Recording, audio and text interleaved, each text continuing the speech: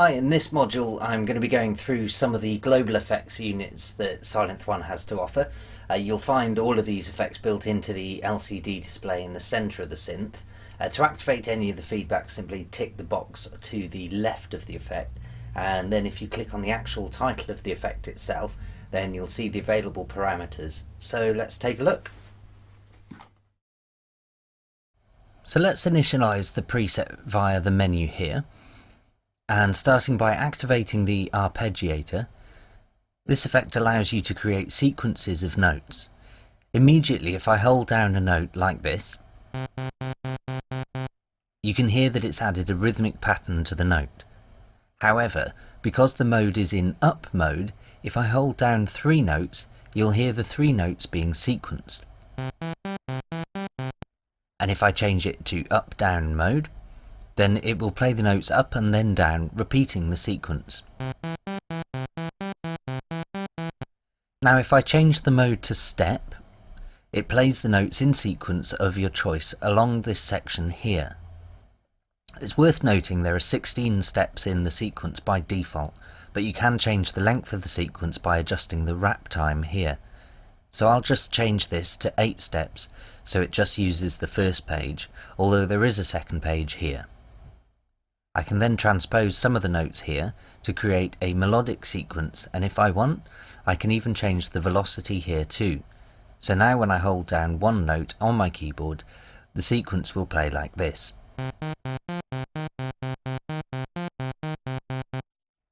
To add an extra dimension to the musicality of the sequence, you can also select certain notes to be held down for longer by clicking on some of the steps in the sequence under the title of Hold here.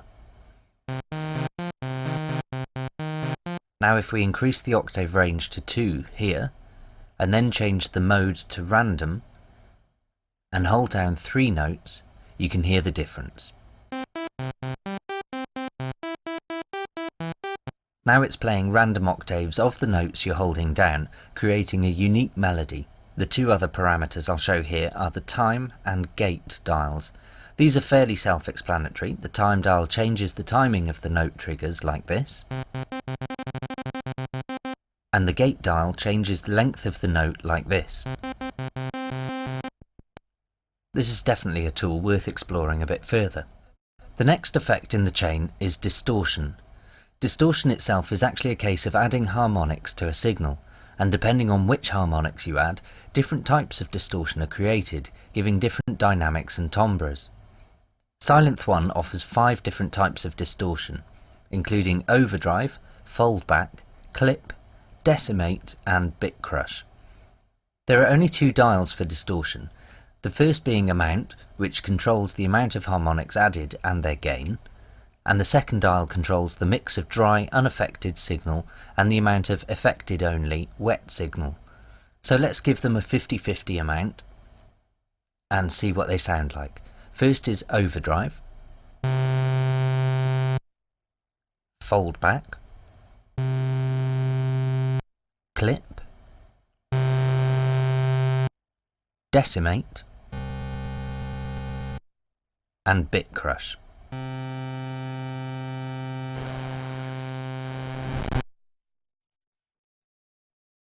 Next up in the effects list is the phaser. The phaser is a device that makes notches in the frequency spectrum and shifts them up and down according to the internal LFO. However, you can also use the modulation panel to shift them, which I'll be covering later. For now, let's activate it and play some notes and see what happens. It's a strange effect, which really starts to work well with extended sounds like strings and pads. Next to the center frequency dial, there is the spread dial, which adjusts the notches in the frequency spectrum.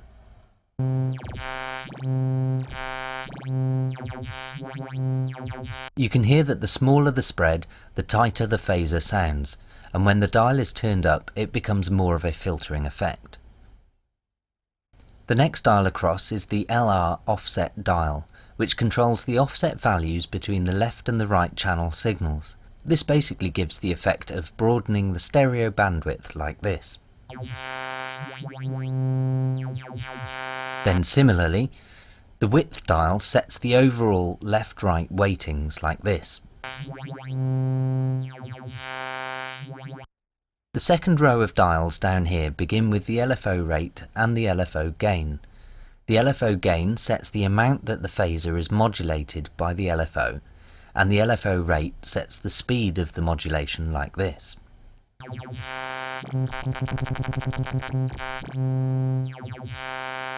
The next dial across is the feedback dial, which controls the amount of the output signal that gets fed back into the phaser, and dialing this up sounds like this.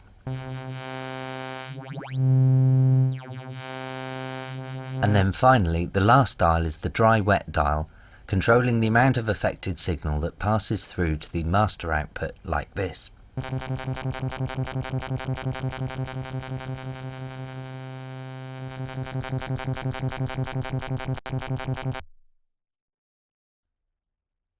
The next effect in the list is chorus, which is fairly self-explanatory in that it adds additional layers of sound to thicken it, which is often described as a warmer sound. The way that a chorus effect works is by copying the signal passing through and doubling the copied signal while delaying its output slightly. So it's no surprise that the first dial in this effect is the delay time dial. This dial allows you to change the delay time from 1 millisecond to 40 milliseconds. So if I activate the effect here and bring the dial down to 1 millisecond, it sounds like this. And if I change the value to 40 milliseconds, it sounds like this. This is worth experimenting with, as depending on the general frequency of the notes you're playing, the delay time can have quite severe effects. The next two dials across are the rate and depth dials, which much like the phaser controls the frequency and depth of the modulations, but are fixed to those settings rather than by the internal LFO, so it's a case of playing with these until you're happy.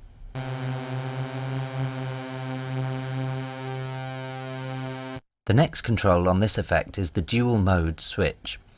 When this is enabled, the chorus effect has two built-in LFOs and two delay lines, so in theory is adding an additional 4 layers to your sound like this. Then the bottom row of dials has the feedback, width and dry-wet controls. The dry-wet is as you'd assume from any of the other effects, while the width control is much like the width control we looked at in the phaser, spreading the stereo balance, and then the feedback control dictates how much of the outputted signal gets fed back into the input. One interesting point to make here is that if you set the delay dial somewhere between 1 and 5 milliseconds like this, and then add some gentle feedback, you actually get a flanger effect like this.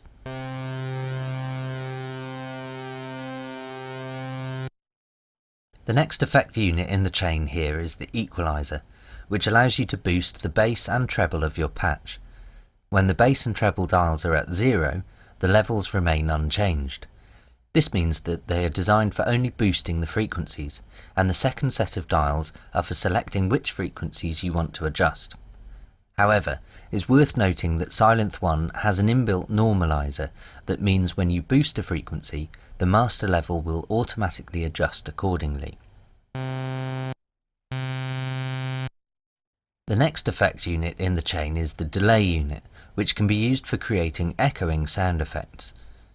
You can set the delay times of the left channel and the right channel independently using the first two dials called delay L and delay R. As you can see, by default these are set to quarter beat lengths, but let's change the left channel to 1/16th notes and the right channel to 1/16th D. The D is for dotted notes, which means 1.5 times the length. So 1/16 D is actually the length of 3 30-second notes. Now if I press a key on my keyboard, you can hear a fairly short delay, so let's adjust the feedback dial, which would lengthen the time that the delay carries on for. Notice to the upper left of this screen there is also a ticked box called ping pong. When this is not enabled, the delay in the left and the right channels work independently like this. But when it's enabled, the left and right channels appear to work as though the sound bounces from one to the other like this.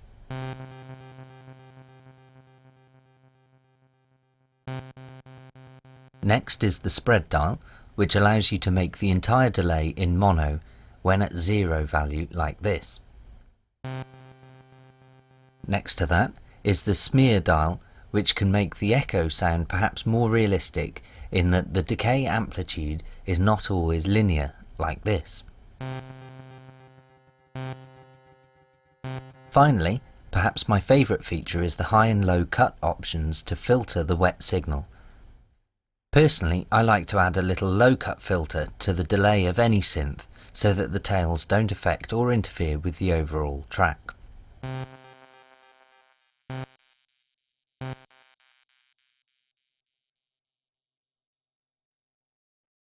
Next up in the chain is reverb. On top of the usual controls such as dry, wet and size, which controls the size of the room you'd expect to hear similar natural sounds, Sylenth 1 offers a pre-delay dial which tends to work well with getting slightly unusual reverb effects by adjusting the time before the reverb takes place. Let's enable the reverb and take a listen. And now with the pre-delay dialed up, you can also adjust the stereo width here, and also set the dampness of the reverb, which acts as a low pass filter on the wet signal here.